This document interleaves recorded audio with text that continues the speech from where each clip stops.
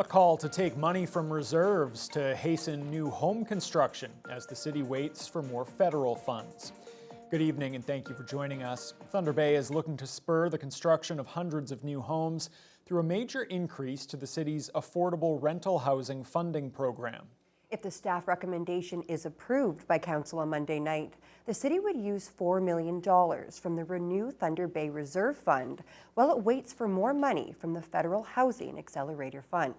The increase would more than triple the funding for the affordable rental program.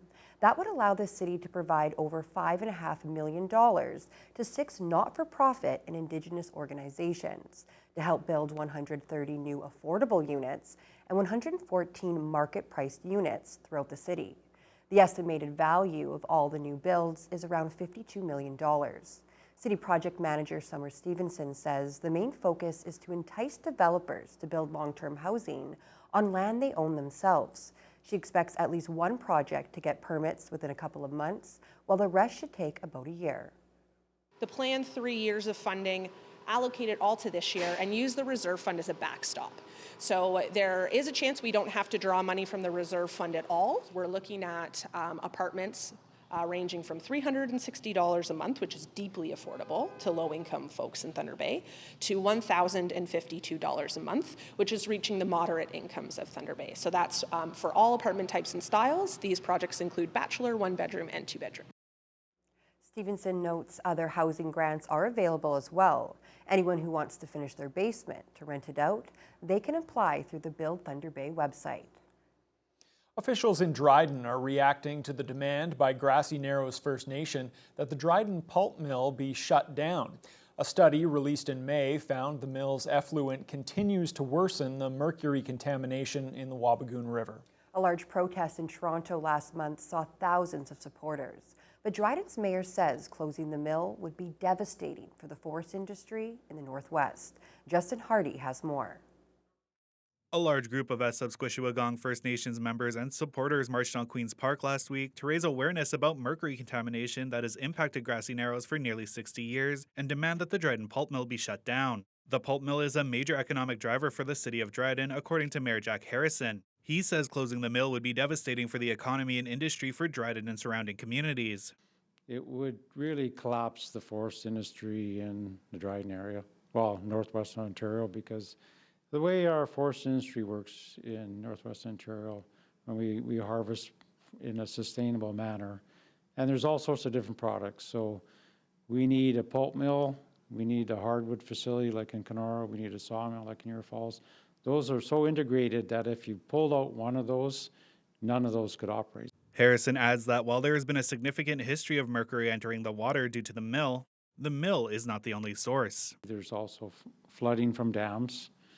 And also there's also airborne mercury coming from the States. So, even if the effluent was shut off or there was a change in it, there's still impact. Mercury impacts to a lesser degree, even Dryden. Anyone who's got a dam on it, we all live under restrictions for eating fish. Harrison says it's a bigger issue than just the mill. So I think there should be some discussion going forward. I think just closing the mill without really any more study and research into it would not be helpful for the region for sure. But we do have sympathies with Grassy Narrows. They've had this legacy in the past and it's affected their community. Mill representatives were unavailable for interview but provided a statement saying, "We took over operations of the Dryden mill recently in 2023. We work diligently to ensure the mill operates in compliance with extensive environmental regulatory requirements." Justin Hardy, TBT News. A Thunder Bay judge has ordered a pop-up store at Intercity Shopping Centre to pay nearly $24,000 in damages to the Lakehead Public School Board. The lawsuit was filed against the 807 store for selling a high school nostalgia line of clothing without the board's permission. In a decision released last month, the judge ruled that the Lakehead board still holds the copyright to the names, mascots, logos, and color schemes of 6 former high schools: FWCI, PACI, Selkirk, Churchill, Lakeview, and Hillcrest. The board's lawyer sent a letter to the store's owner in late 2022, asserting its copyright and calling for the offending items to be removed and destroyed. The owner instead suggested mutual fundraising opportunities involving her product line and continued to sell the clothing for another 3 weeks during the holiday season. The judge ruled in favor of the board and its claim for the profits made on the sale of the clothing, which amounted to $23,891. The full story can be found on tbnewswatch.com. Thunder Bay Police and the Northern Anishinaabe Education Council have announced a joint initiative to improve student safety at Dennis Franklin Cromartie and other high schools in the city. One city police officer will be dedicated to helping students from remote communities to ease their transition to the city. Constable Patrick Shopoff was selected as the student safety specialist and will be seconded to the NNEC. Shopoff served as a school resource officer for the past 3 years and often dealt with crimes happening at schools. In his new position, Shopoff says he'll focus on empowering the students to make good decisions and keep themselves safe in the city. He also wants to ensure they're comfortable trusting police officers. Not just go and dictate something, or how the traditional police you might think of, saying don't do this, don't do that, but also putting it in a way and framing it in a way that could help them protect themselves and come up with the tools and knowledge to keep themselves safe in that respect. He went canoeing with us one time, and he made it a much more enjoyable experience. He made it more fun. He made it more of a little challenge. He said, I bet you we could go faster than you, and then we beat him. Some kids can get in trouble during on campus because they might bring some bad things during school hours, right? So I'd say it's needed. Letting the students know that so that they're not afraid of the police. I think that's the biggest thing is trusting the police and letting them know that they always can go to the police if they need anything, that it's not just when they're in trouble with the law, right? This is the second time the Thunder Bay Police Service has been involved in a program of this nature. September turned out to be a great month for the Port of Thunder Bay, despite a few obstacles early on. The nationwide rail strike in late August and the collapse of a CN rail bridge in Fort Frances caused headaches for shippers in early September. But Port CEO Chris Heikkinen says they still shipped more than 1.1 million tons of cargo.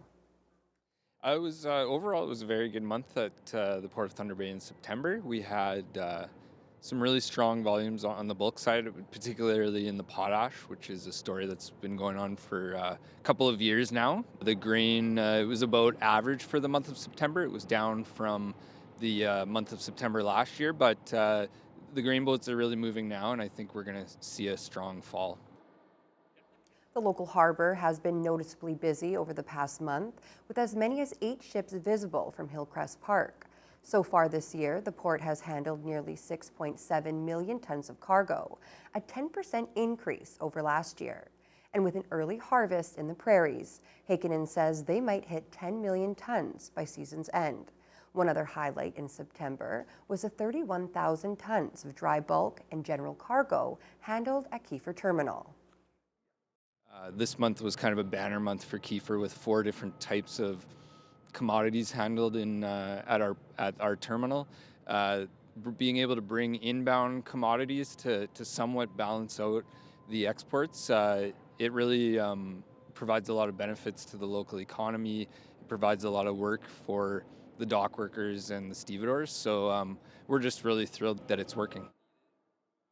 An impressive feat of strength in support of a good cause. Lakehead University engineering students participated in a charity bus pull today in support of Big Brothers, Big Sisters. Jaden Billick was there to take in the action.